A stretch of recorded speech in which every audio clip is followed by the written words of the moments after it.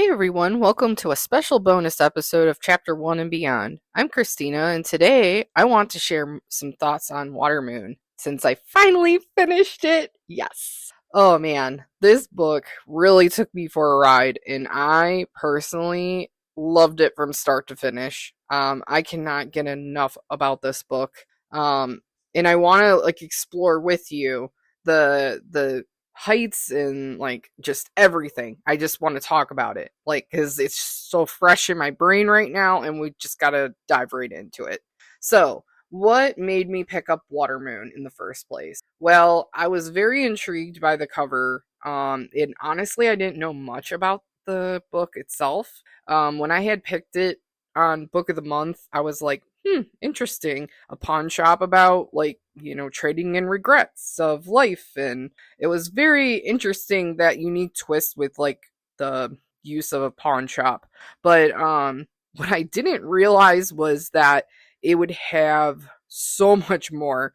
And I've not read too many magical realism books, but I have to say, this one's got me hooked to this genre now. And I hope that any of the other magical realism books that I have on my shelf, I know I have Beasts of Extraordinary Circumstances, and I'm sure there's a few other ones that I have on my shelf, but I'm really excited to be diving into this genre just because of the fact that I've never really read something like this before, and it's just interesting to me how they kind of highlight fantasy, mystical, atmospheric type elements, and pull into a real world situation, which I didn't think would work, but it actually did. So I went in with no expectations when I picked this book up. I literally was just like, okay, let's just take a look at it, see what happens. And oh my gosh, so good.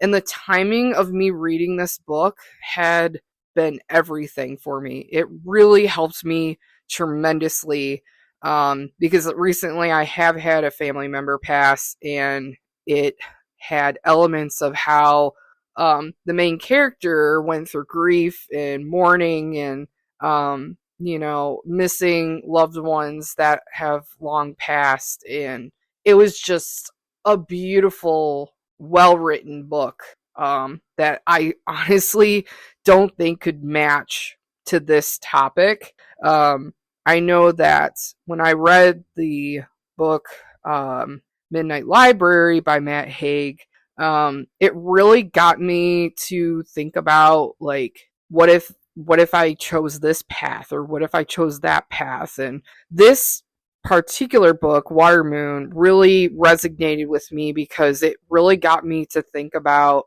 not just exploring the fun, creative ways that they travel through Hannah's world, but it really got me thinking the decisions that you make, and the regret that you live with really burden your ability of moving forward and being able to keep going in life. And it really got me that deep. It really helped me a lot with understanding that it's okay to be human, and it's okay to make past mistakes, and it's okay to make these choices, but that is something that can't be undone, and that is something you just need to take with you along this journey to learn and grow. And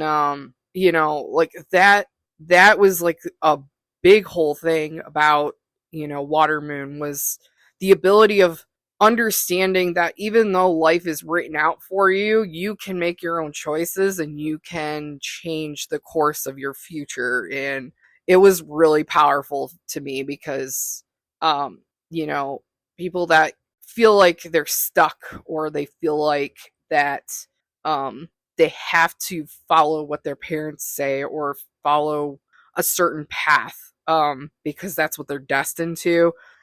It really allowed for that to shine through in Watermoon. And I love the fact that there was a Philippine type culture mixed into it. Like I had mentioned in a previous episode, I thought it was more Japanese because Tokyo, Japan was mentioned in the book, and maybe that's where I like lost sight of it. But nonetheless, like it was beautiful. Like they had, not to give away spoilers or anything, but there was just certain elements like related to Asian cult, like Oriental culture, that just like origami, and it was just beautiful. Like in like the amount of detail that the author used to describe Hannah's world versus Keenan's world. I'm very bad with pronouncing names, but the male character, not Haruto, but Kaishin, I believe his name was, if I'm pronouncing that even correctly. But he's from the real world, and then Hannah's from her world, and they talk about that immediately, like how there's like, you know, it's not what it seems in Hannah's world, and that, you know, it unfolds that, you know, there's just all this like too good to be true situations happening, and it's so good. It just, oh gosh, like I was up until almost like 2 o'clock last night trying to finish this book because I could not put it down. I had to find out what happened, and like that ending was just pure chef's kiss amazing. I was very happy with how it resulted, and how it kind of went through like the whole cycle of where the story was going. So like I had mentioned in previous episodes, there was a few lines and quotes. You can check that out in the previous episode, but like honestly, like what really stood out to me most was the fact that she eloquently talked about grief and time and memories, and how it had this fun little spin on like time, like how time is constructed and how it can be perceived.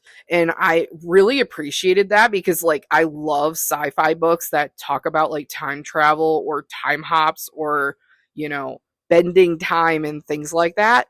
So I thought that was really cool and unique, but it really stood out to me like her ability of being able to talk about not only time but also talk about grief and decisions and regret, and just some hard-hitting topics that I felt at the beginning I was a little hesitant on reading when they started mentioning it, but honestly it was so beautifully done that it intrigued me. I wanted to like read more. I really was rooting for Hannah and Kaishin and Haruto, and you know, all the characters. Like you know, like Hannah's world really, you know, had like, you know, you look at like our world and everything, and you look at how, you know, there's certain roles and there's certain you know, tiers in classes for some odd reason. And I still don't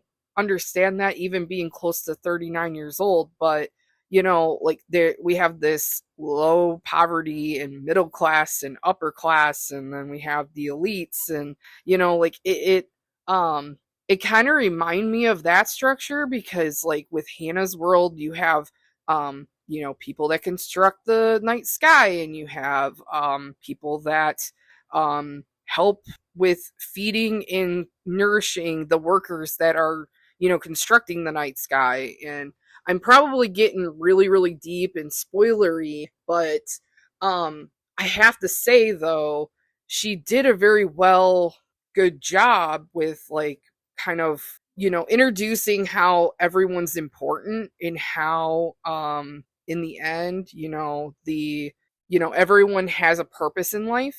And just honestly, it was just everything. Like I can't even begin to say enough like how much depth there was with the characters, and how much depth there was with the detail of each section of the story.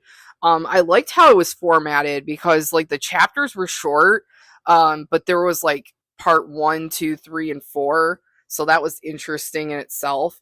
It gave me like bite-sized pieces to kind of like dissect through because I'm terrible at like putting down a book, like, because if I'm in the middle of a chapter, I can't put it down until I finish that chapter.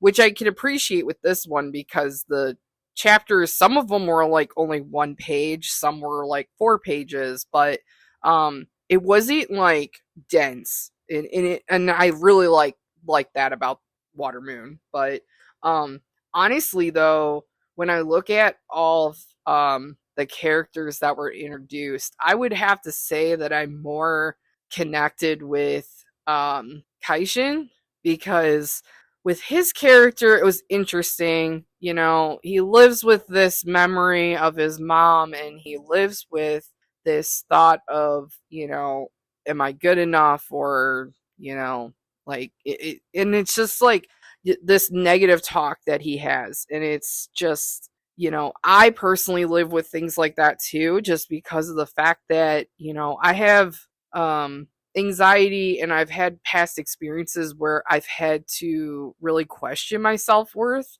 And I know, like, over time, like, obviously now I know, and after going and talking through it, I've realized that, I'm in this for me. I'm in this to make a better version of myself. And I really think like Kaishin's character really kind of dives into that same theme, just to, show like, hey, I'm worth it. And, I care about this person. And I just feel like, honestly, like, there was just something about his character that really kept pressing me on to root for him. He was very much forward about like protecting Hannah, and he would go earths and bounds to keep helping her. Because of, like, being introduced at early on. And it really made me sad that when there was like a point where they got separated. And it was like a lot of like Inception. You know how that movie where they go through dreams, and like they reverse certain things, and they mimic and redo like the memory. And it really reminded me a lot of that, which was really trippy in some spaces, just because like Kaishin's character was like, okay, well, I'm still gonna follow you just because of the fact that I personally can't go back. There's no map of how to kind of retrace the steps. And the whole like takeaway with him following Hannah through her world was, she was being chased by the Shaikun, and he ultimately ended up getting chased by the Shaikin as well. And it just, oh my gosh. So like, just every element of this book was just so freaking good. Would I like reread this book in the future? Absolutely, 1,000% yes. Like, checking that off, and it is staying on my shelf. I am not getting rid of that book. What did I rate it? Obviously 5 stars. I if I can like be front with everybody, how I usually rate books is, if you draw me in and you keep me interested the full way through, hands down, that's a 5 star book to me. If there were certain like character flaws and like some problematic things that, it really took me a long time to get through the book, and it really like was hard for me to get through to the end, I'd say I do like a 3 to 4 star review on that. And then if I absolutely could not stand the characters and could not stand, I normally like range between a DNF, or like did not finish, and up to 2 stars or 1 star. Like, I'm pretty brutal. Like, I rarely like fall into 2 or 1 star reviews unless the plot keeps driving me forward. Which, before I used to torture myself, and I'm like, yeah, I'm just gonna finish this because I've already started it. But if something is just not vibing with me, I personally, I dump it. I have to. So,